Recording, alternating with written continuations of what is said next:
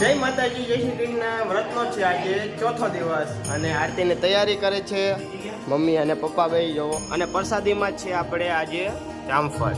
જો પ્રસાદીમાં જામફળ છે. હે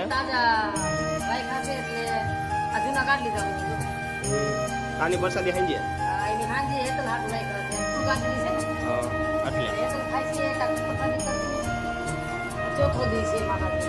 ચોથો દિવસ.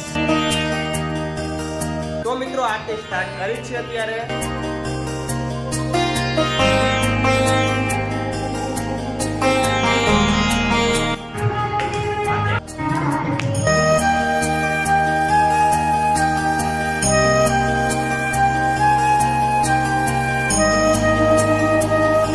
તો મિત્રો આરતી પૂરી થઈ ગઈ છે.